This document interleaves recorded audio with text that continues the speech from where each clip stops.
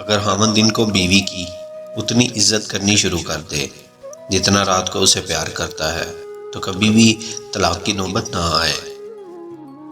اگر عورت کسی مرد کو مفت میں اپنا جسم فراہم کر دے تو مرد اسے محبت کا نام دیتا ہے، اور اگر عورت اسی جسم کے پیسے وصول کرے تو فاحشہ کہلاتی ہے۔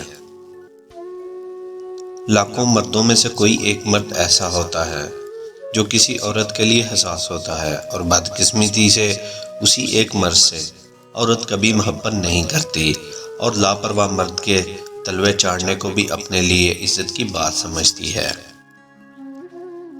دنیا میں ہر چیز بند ہو سکتی ہے سوائے لوگوں کی بکواس کے۔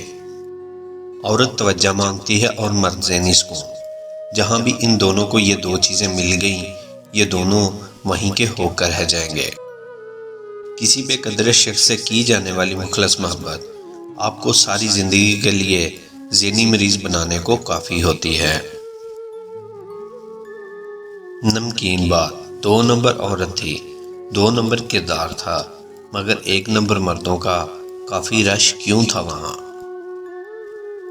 لا حاصل چاند کے پیچھے بھاگنے والوں کے قدموں سے جب زمین سرکتی ہے تو پہلا زخم روح پر لگتا ہے، اور پہلا زخم گہرا ہو یا نہ ہو اثر ہمیشہ کے لیے چھوڑ جاتا ہے۔